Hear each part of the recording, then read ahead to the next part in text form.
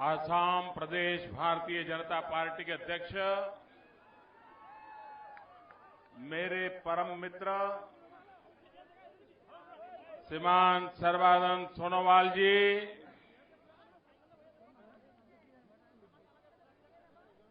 श्रीमान प्रधान बरुआ जी, श्री प्रमोद बोरा जी, श्री भुवन गाम जी, श्री हेमचंद्र डोले जी, शशिधर डोले जी, डॉक्टर हेमा प्रभा बोरथोकुर जी, श्री रूपम गोस्वामी जी, श्री मनोज बोरा जी, श्री फणीधर ताहू जी, श्री पुतुल महंत जी, श्री मुघांग बरवन जी, श्री दिलीप सैकिया जी, श्री पद्मा पेगू जी, श्री पद्मेश्वर डोले जी, श्री आनंद देवरी जी, श्री बोगाराम नाथ जी, श्री चंद्रबदन दास जी, श्री अश्विनी जी, मंच पर विराजमान सभी महानुभाव और विशाल संख्या में पधारे हुए मेरे प्यारे भाइयों और बहनों,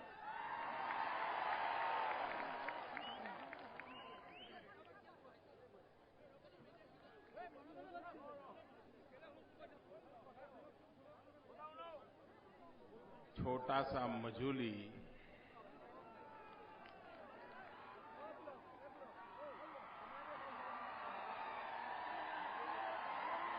पानी के बीच बसा मजूली, लेकिन क्या ताकत दिखाई आप लोगों ने। जहां जहां मेरी नजर पहुंच रही है, उत्साह ही उत्साह, लोग ही लोग।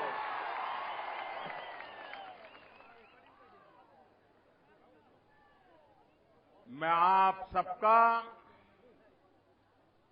सर झुका करके आदर करता हूं, आपका नमन करता हूं।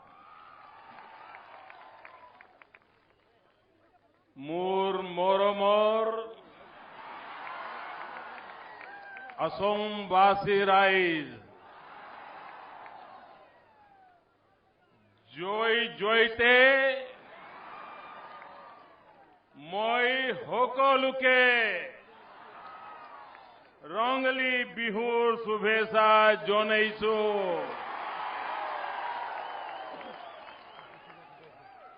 बोहग बिहुर परिवर्तन आने मन रंगाली कोरी तुले।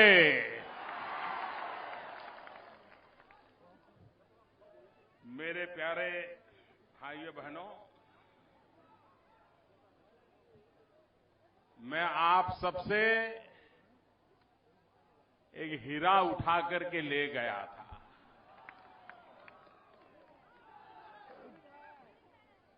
जिस हीरे पर आपका हक था, आसाम का हक था, मैं इस हीरे को यहां से उठा के ले गया था। और आपने जो हीरा मुझे दिया, वो हीरा मेरी पूरी सरकार को चमकाता था।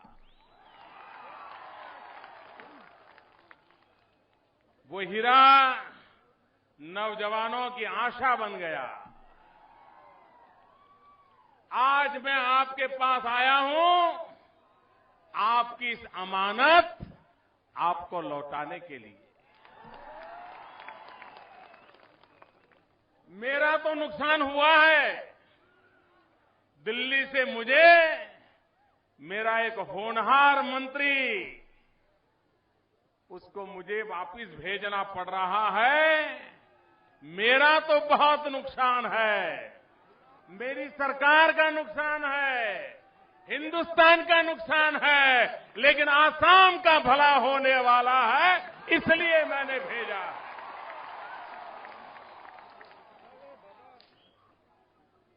भाइयों बहनों, मैंने सोनोवाल जी को देखा है। ये सचमुच में उनके नाम के अनुसार उनमें गुण है। वो स्वयं आनंद रहते हैं, सबको आनंद में रखते हैं।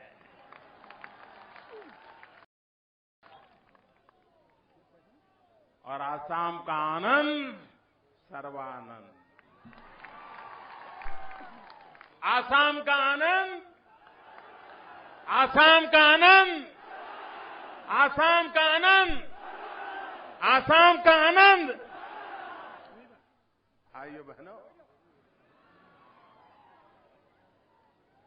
पूरे आसाम का आनंद, यही है हमारा सर्वानंद। केंद्र में मंत्री के रूप में मैंने देखा, कभी उनके चेहरे पर टेंशन ही नजर नहीं आता। कितना ही कठिन काम क्यों न हो, हंसते हुए प्यार से करते हैं। वरना उनकी उम्र ऐसी है कि थोड़ा तो चेहरे पर नाराजगी दिखाई दे, लेकिन हमेशा हंसता हुआ चेहरा। और जिनकी हंसने की उम्र है, वो मुरझाए मुरझाए नजर आ रहे हैं। यहां के हमारे कांग्रेस के मुख्यमंत्री श्रीमान तरुण गोगोई जी हर दिन एक बयान देते हैं। वो कहते हैं, मेरी लड़ाई मोदी से है।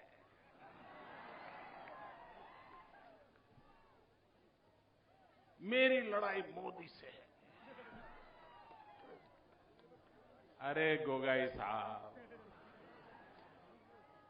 अब कुछ साल में आप 90 साल के हो जाएंगे। कुछ ही वर्षों में आप 90 बरस के हो जाएंगे। आप मेरे लिए बुजुर्ग हैं। हमारे तो संस्कार हैं बुजुर्गों को प्रणाम करना, बुजुर्गों को नमस्कार करना, बुजुर्गों से लड़ाई लड़ना, ये हमारे संस्कार नहीं है। इसलिए गोगोई साहब, मैं तो आसाम की धरती पर आपको प्रणाम करने आता हूं, लड़ाई लड़ने के लिए नहीं आता। और हमारे देश की संस्कृति है, परंपरा है, हम छोटे बुजुर्गों को प्रणाम करते हैं, बुजुर्ग हम छोटों को आशीर्वाद देते हैं। गोगोई साहब, मुझे गोगोई से नहीं लड़ना, मुझे तो गरीबी से लड़ना है। मुझे गोगोई से नहीं लड़ना, मुझे तो बेरोजगारी से लड़ना है, बेरोजगारी से लड़ना। भाइयों बहनों, हम सबने मिलकर के गरीबी के खिलाफ लड़ाई लड़नी है, बेरोजगारी के खिलाफ लड़ाई लड़नी है, अशिक्षा के खिलाफ लड़ाई लड़नी है, अंधश्रद्धा के खिलाफ लड़ाई लड़नी है, भाई भतीजेवाद के खिलाफ लड़ाई लड़नी है, परिवारवाद के खिलाफ लड़ाई लड़नी है। हमें तो आसाम की भलाई के लिए लड़ना है, किसी की बुराई के लिए लड़ने के लिए समय बर्बाद नहीं करना। आप मुझे बताइए,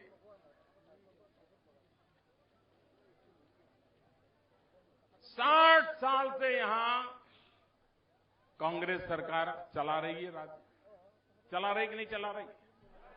आप लोग भी कांग्रेस को सत्ता में बिठाते रहे कि नहीं बिठाते रहे? हम कभी सत्ता में बैठे थे यहां, कभी हमारी सरकार थी, हमारा कोई गुनाह है? कोई गुनाह है? मुझे बताइए, आपको क्या चाहिए? एक ब्रिज चाहिए ना, पुल चाहिए ना। 60 साल हो गए, तो उनको देने का मन नहीं कर गया क्या? मुझे बताइए, ये आपके साथ अन्याय है कि नहीं है? अन्याय है कि नहीं है? आप मुझे सेवा करने का मौका दीजिए, ये अन्याय से मुझे आपको मुक्ति दिलानी है। भाई सर्बानंद को एक मौका दीजिए। मैं आपको विश्वास दिलाता हूं, एक बार आसाम के लोग भाजपा की सरकार चुन करके देखें, 60 साल में जो नहीं हुआ वो मैं आपको 5 साल में करके दिखाऊं।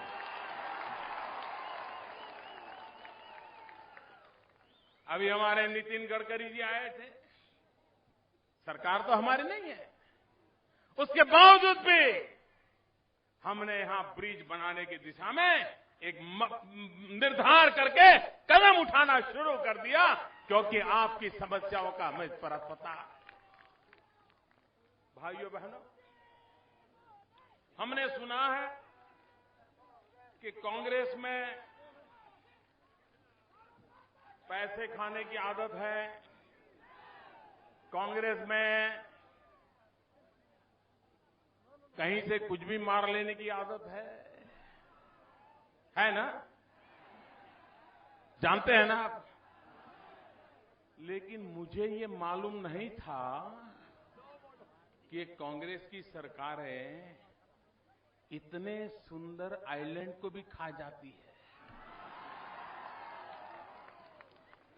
1200 स्क्वायर किलोमीटर का आइलैंड खा जाते गए, खाते गए 400 स्क्वायर किलोमीटर पे आके खड़ा हो गया।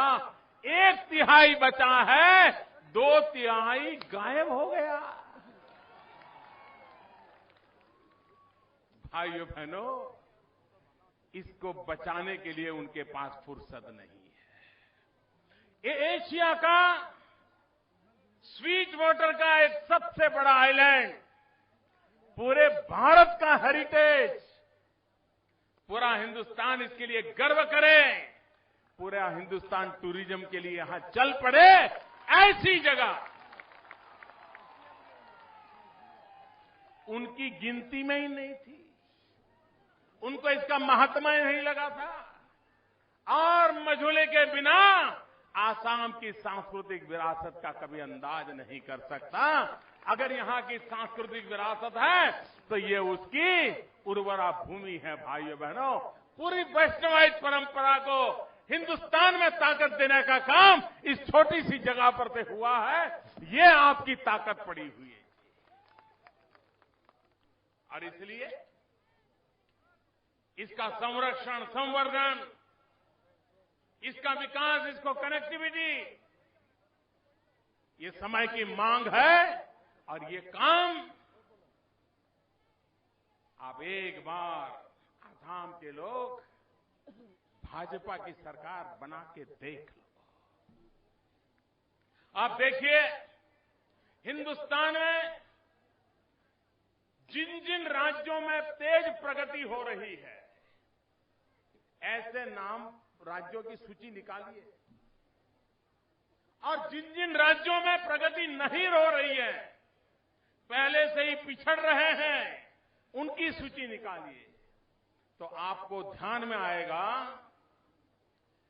जिन जिन राज्यों में भारतीय जनता पार्टी को सेवा करने का अवसर मिला है, उन सभी राज्यों ने प्रगति की है।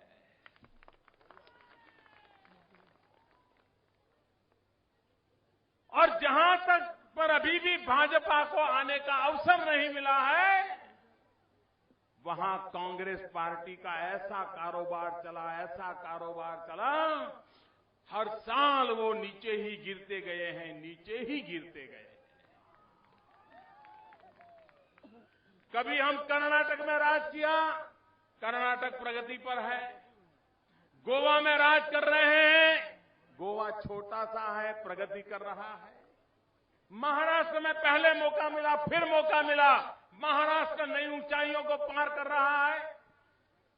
गुजरात ने विकास की नई ऊंचाइयां करके दिखाई, मध्य प्रदेश ने दिखाई, राजस्थान ने दिखाई, छत्तीसगढ़, झारखंड, आदिवासी इलाके, जनजातीय इलाके, जहां कोई कभी प्रगति के लिए सोच नहीं सकता था, आज वह हिंदुस्तान के सिरमौर बने हुए हैं। राजस्थान हो, पंजाब हो, हिमाचल हो, हरियाणा हो, इन सारे इलाकों में आपको प्रगति नजर आती है। वहां से खबरें आती हैं तो प्रगति की खबरें आती है। भाइयों बहनों, क्या कारण है कि यहां प्राकृतिक संपदा भरी पड़ी है। देश को ताकत देने वाली सारी प्राकृतिक संपदा यहां भरी पड़ी है। उसके बावजूद भी क्या कारण है कि यहां बेरोजगारी, गरीबी, पिछड़ापन, कौन जिम्मेवार इसके लिए? ये बर्बादी कौन लाया? ये बर्बादी कौन लाया? ये बर्बादी कौन लाया? ये बर्बादी कौन लाया? आपके ये हालत किसने बनाए? ये बेरोजगारी किसकी देन है? भाइयों बहनों, कब तक आसाम कांग्रेस को झेलता रहेगा? 15 साल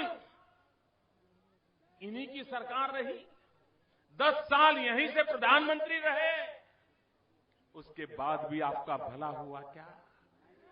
हुआ क्या? और ये देखिए हमारे गोगाई साहब, चुनाव आसाम का है, 15 साल उन्होंने राज किया, 10 साल आसाम से प्रधानमंत्री आए। डॉक्टर मनमोहन सिंह जी आसाम से चुन करके आते थे। अपने काम का तो हिसाब नहीं दे रहे हैं और दिन रात कहते हैं मोदी ने क्या किया, मोदी ने क्या किया, मोदी ने क्या किया। अरे ये तो समय है, अपना तो हिसाब दो जरा। जरा आसाम की जनता को बताओ तो सही, ये सब हुआ क्या? ये सब कहां गया? भाइयों बहनों, दिल्ली से जो धन आता है ना, उसको भी खर्च करने की इनकी ताकत नहीं है। बताइए क्या होगा आसाम का? अगर गांवों में बिजली पहुंचानी है, नहीं पहुंचा पा रहे। आज हिंदुस्तान में प्रति व्यक्ति जो बिजली की उपयोग हो रहा है, उसका जो एवरेज है पूरे हिंदुस्तान का, उसमें गरीब राज्य भी आ जाते हैं। प्रति व्यक्ति जो बिजली का उपयोग हमारे देशवासी करते हैं, आसाम का आंकड़ा देश की एवरेज से आधे से भी कम है। बताइए, ये गरीबी का कारण नहीं है तो और क्या कारण है जी? बिजली आपने मुहैया नहीं कराई। इतना बड़ा प्रदेश, 40% लोगों के घरों में भी बिजली का तार नहीं है। भाइयों, 40% लोग अंधेरे में जी रहे हैं। 18वीं शताब्दी जब बिजली नहीं थी, जैसा गुजारा करना पड़ता था, 21वीं सदी में आसाम के 60% लोगों को अंधेरे में जिंदगी गुजारनी पड़ती है। भाइयों बहनों, 60 साल जिन्होंने सरकार चलाई और आपकी 60% जनता आज भी अंधेरे में डूबी हुई हो, ऐसी सरकार को फिर से लाना चाहिए, निकालना चाहिए कि नहीं निकालना चाहिए, हटाना चाहिए कि नहीं हटाना चाहिए, शिक्षा करनी चाहिए कि नहीं करनी चाहिए। और इसलिए भाइयों बहनों, मैं आज आपके पास आया हूं। असम का भाग्य बदलने के लिए हमें कंधे से कंधा मिलाकर चलना जरूरी है। असम के नौजवानों को रोजगार चाहिए। ये मेरे मजूली के भाई कहां जाएंगे, मुझे बताइए, रोजगार के लिए कहां जाएंगे? और इसलिए मेरा एक ही मंत्र है, हमें सब समस्याओं से अगर मुक्ति चाहिए, सब तकलीफों से रास्ता खोजना है, तो उसकी एक ही जड़ी बूटी है। सारी समस्याओं का समाधान एक ही जड़ी बूटी है और उस जड़ी बूटी का नाम है विकास, विकास, विकास। रोड बनने चाहिए, ब्रिज बनने चाहिए, कारखाने खुलने चाहिए, खेतों में पैदावार बढ़नी चाहिए, नौजवान को रोजगार मिलना चाहिए, बच्चों को शिक्षा का प्रबंध होना चाहिए, बुजुर्गों को दवाई मिलनी चाहिए। ये काम करने चाहिए भाइयों बहनों। लेकिन इनके पास दिन रात मोदी मोदी मोदी मोदी करते रहना, काम कुछ करना नहीं, ऐसे लोगों से देश नहीं चल सकता भाई। और इसलिए मैं आज आसाम के पास आया हूं। आसाम को बदला जा सकता है। आसाम हिंदुस्तान में गांव के विकास के लिए एक मॉडल स्टेट बन सकता है। 80% से ज्यादा लोग यहां गांवों में रहते हैं। गांव कैसा हो, गांव में रोजगार कैसे मिले, गांव में शिक्षा कैसी हो, गांव में डॉक्टर की सुविधा कैसी हो, दवाई की व्यवस्था क्या हो, गांव के अंदर भाईचारा कैसा हो, गांव की जिंदगी कितनी सुनहरी हो, इसका अगर पूरे देश को उत्तम से उत्तम मॉडल बनाने के लिए कोई अवसर है तो मेरा आसाम है भाइयों, मेरा आसाम। और इसलिए हमने एक बड़ी महत्वपूर्ण योजना बनाई है भारत सरकार ने, और वो योजना ये है कि गांवों का एक क्लस्टर बनाना, 8-10 गांवों का, और उन गांवों में हमारा एक रर्बन मिशन है, हजारों करोड़ रुपया खर्च करने वाले हैं। मेरा मंत्र है उन गांवों में सुविधा शहर की और आत्मा गांव की।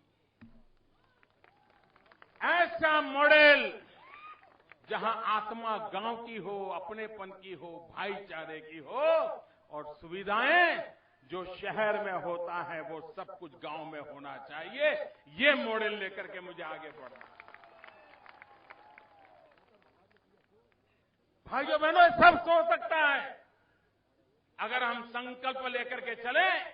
ये चीज हमारे देश का किसान अगर ज्यादा बारिश आ जाए तो भी परेशान, कम बारिश आ जाए तो भी परेशान, ज्यादा पैदावार हो जाए तो भी परेशान, कम पैदावार हो जाए तो भी परेशान। भाइयों बहनों, ये स्थिति को बदलने का हमने फैसला किया। कभी बाढ़ आ जाए, जमीन कटती चली जाए, किसान की फसल बर्बाद हो जाए, भारत सरकार देखने को तैयार नहीं थी। हमने सारे नियम बदल दिए। अगर प्राकृतिक आपदा होती है तो पहले के सारे नियम बदल दिए। पहले तो अगर 50% नुकसान होता था पूरे इलाके में, तब जाकर के किसान को मुआवजा देते थे।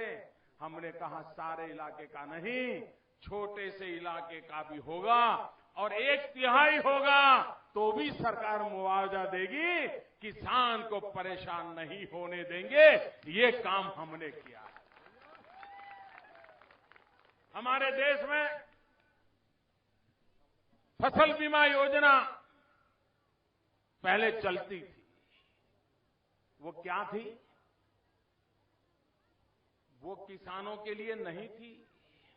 वो योजना जो बैंक पैसे देती थी, उन पैसों की सुरक्षा के लिए थी। बैंक अगर किसान को लोन देती थी तो वो लोन अगर डूब न जाए, इसलिए इंश्योरेंस से वो पैसा बैंकों को जाता था, कभी किसान की जेब में नहीं जाता था। प्रीमियम किसान भरता था, लेकिन पैसे बैंकों को लौटाए जाते थे। किसान को तो भूखा मरना पड़ता था। भाइयों बहनों, अभी हमने प्रधानमंत्री फसल बीमा योजना लाए हैं। पहले प्रीमियम 6%, 8% भरना पड़ता था। अब हमने तय कर लिया रबी और खरीफ के लिए 2% और 1.5% से ज्यादा कभी प्रीमियम नहीं देना पड़ेगा। बाकी प्रीमियम देना पड़ेगा तो दिल्ली सरकार के खजाने से दिया जाएगा, किसान की जेब से नहीं दिया जाएगा। इतना ही नहीं, एक खेत में अगर मानो पानी का भराव हो गया और फसल पानी में डूब गई और कुछ पैदावार नहीं होगा, ये तय होगा, ऐसे किसान को भी बीमा का पैसा मिलेगा। यहां तक हमने निर्णय किया।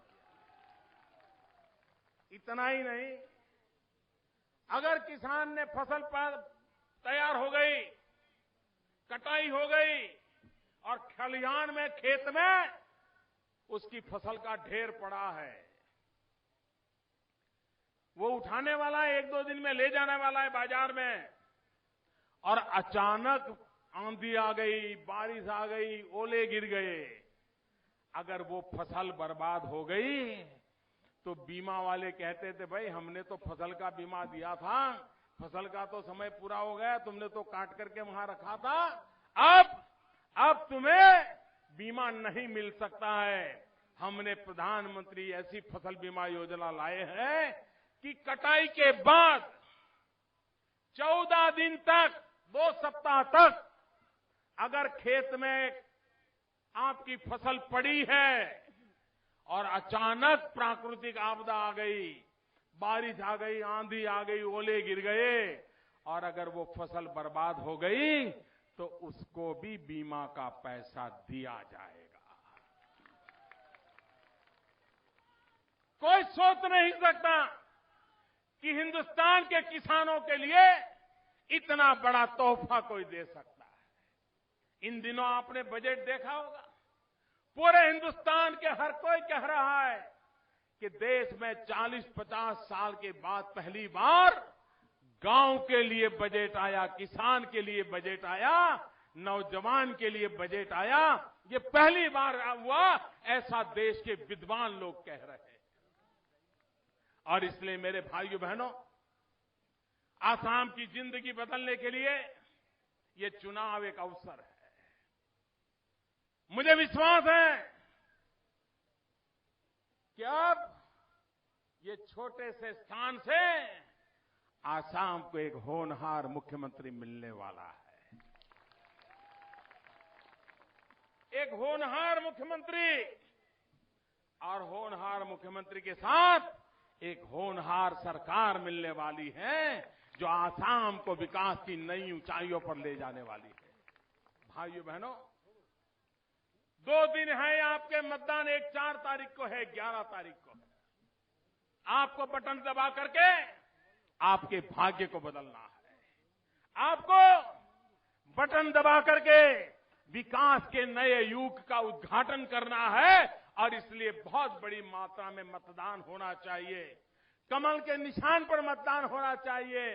भारतीय जनता पार्टी के साथी दल जहां लड़े हैं उनके निशान पर मतदान होना चाहिए और पूरे आसाम में एक मजबूत सरकार, पूर्ण बहुमत वाली सरकार बनाइए, पूर्ण बहुमत वाली सरकार बनाइए।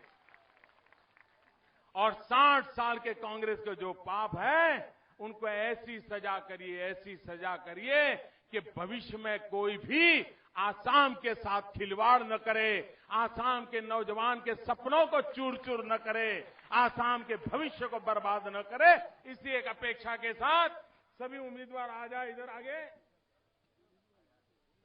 सब पास में आ जाइए। मेरे साथ बोलिए भारत माता की, पूरी ताकत से बोलिए भारत माता की, भारत माता की, भारत माता की, भारत माता की।